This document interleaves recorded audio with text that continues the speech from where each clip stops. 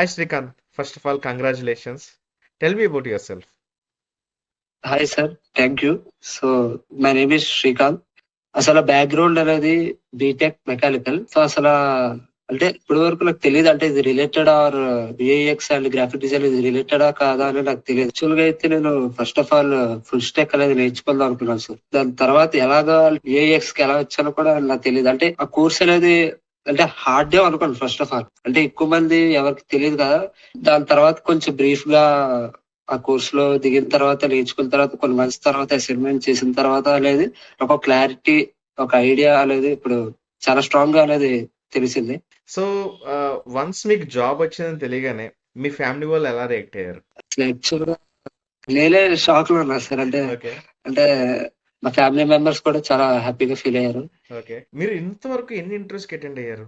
Like direct HR round వరకు అయితే ఒక ఇంటర్వ్యూ సార్, అండ్ అసైన్మెంట్స్ ఒక 2-3 సార్, ఆల్మోస్ట్ 4. సో ఈ 4 ఇంటర్వ్యూస్ మీరు అటెండ్ అయ్యారు కదా, 4 డిఫరెంట్ ఇంటర్వ్యూస్.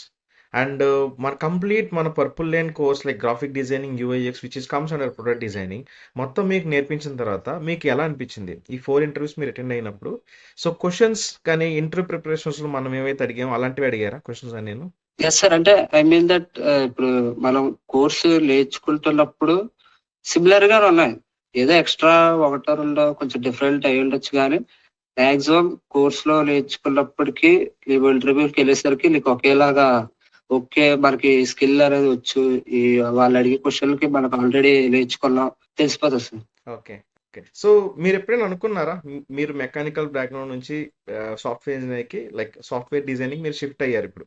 మీరు ఎప్పుడైనా ఫ్యూచర్లో అలా అనుకున్నారా లైక్ షిఫ్ట్ అవ్వచ్చు, సో ఈ పర్టికులర్ వేలో షిఫ్ట్ అవ్వచ్చు మీరు అనుకున్నారు ఎప్పుడైనా సరే? అనుకున్నా సార్. అసలు అంటే నేను BTech first of all 10th తర్వాత డిప్లొమా పాలిటెక్నిక్ చేశాను సార్. అందులో కూడా నేను మెకానికల్ చేశాను. ఓకే. దాని తర్వాత బీటెక్ లో కూడా మెకానికల్ చేశాను సార్. ఓకే. అప్పటి వరకు అసలు సాఫ్ట్వేర్ లోకి వెళ్ళాలా లేదంటే ఎలా ఉంటది అస్సలు, అంటే కనీసం కనీసం కూడా టచ్ లేదు సాఫ్ట్వేర్ లో ఏదైనా. సో అలాంటిది నేను అందులో షిఫ్ట్ అయ్యి నేర్చుకొని ఇలా జాబ్ తెచ్చుకోవడానికి కొంచెం చాలా హ్యాపీగా ఉంది sir. Okay, that's nice. So మీరు ఆఫ్లైన్ కోర్స్కి జాయిన్ అయ్యారు కదా, మీరు ఆఫ్లైన్ ఎస్ కోర్స్కి సార్. జాయిన్ అయిన తర్వాత డే 1 నుంచి మీ ప్రిపరేషన్ ఎలా ఉంది? సో మీరు కంప్లీట్ ఆఫ్లైన్లో నేర్చుకున్నారు కాబట్టి ఫస్ట్ యూఐఎక్స్ నేర్పిస్తూ తర్వాత గ్రాఫిక్ డిజైన్ నేర్పిస్తూ ప్యారలల్గా రెండు నేర్చుకొని సో మీకు ఓవరాల్ ఎక్స్పీరియన్స్ ఎలా అనిపించింది ఆఫ్లైన్లోని? అయితే ఫస్ట్ ఆఫ్ ఆల్ నేను ఆన్లైన్ తీసుకుందాం అనుకున్నాను సార్. ఎందుకంటే చాలా కొంచెం డిస్టెన్స్ కదా, వెళ్ళి రావడానికి కొంచెం అన్కంఫర్టబుల్ గా ఫీల్ అవుదా అనేసి. కాకపోతే ఆఫ్లైన్ అనేది ఒక 2 days 3 days లేదా 1 week వచ్చిన తర్వాత అప్పుడే అర్థమైంది సార్. ఓకే, ఆఫ్లైన్ బెటర్ కాదు. ఎందుకంటే పొద్దున్న నుంచి సాయంత్రం వరకు మెంటర్స్ అనేది ఉంటారు.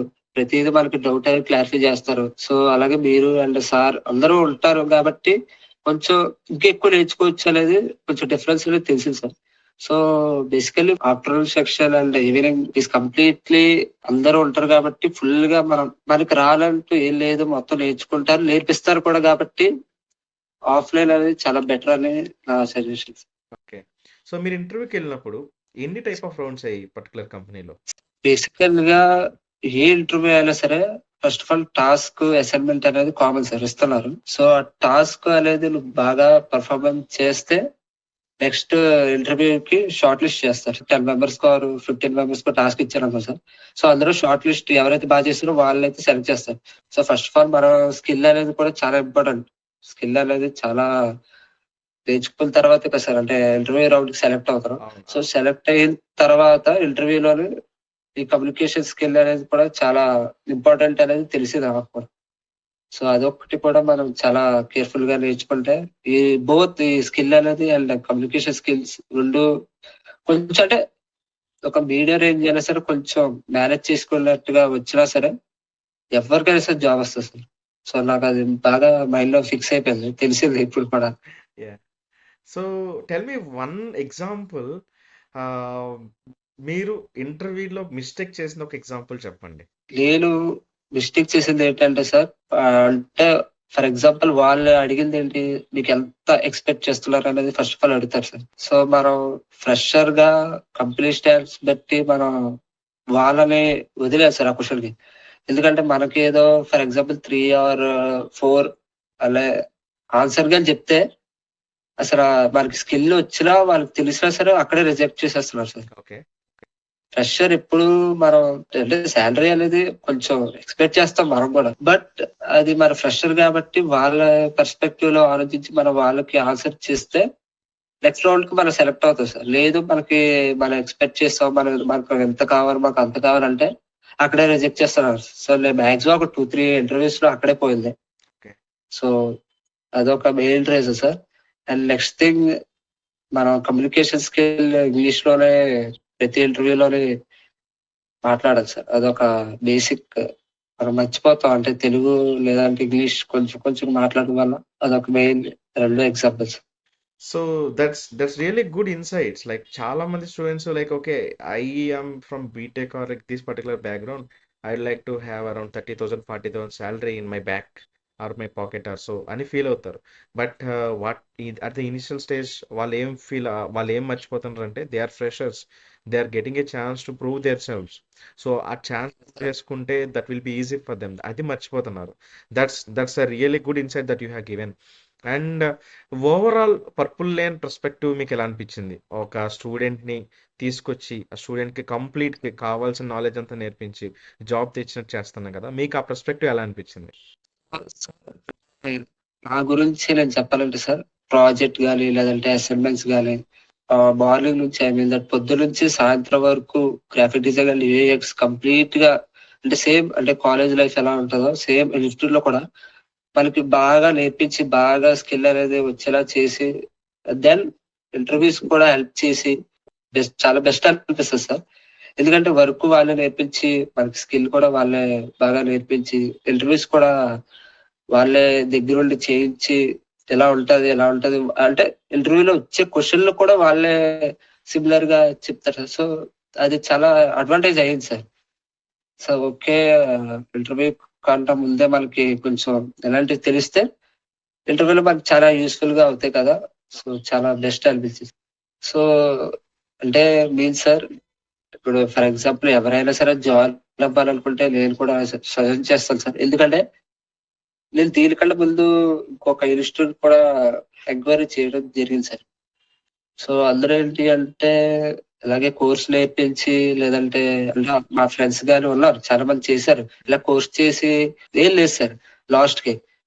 సో నాకు అలా అవుతాదేమో అని చెప్పేసి ఒక 2-3 ఇన్స్టిట్యూట్లు కూడా ఇలా కలిశాను. So okay. ఇది మా ఫ్రెండ్ అంటే కొలీగ్ రిలేషన్ వాళ్ళు సజెస్ట్ ఇలా చెప్పడం ద్వారా నేను ఒకసారి ట్రై చేద్దాం ఏముంది ఇల్లు ట్రై చేసినప్పుడు ఒకసారి ట్రై చేశాను సార్.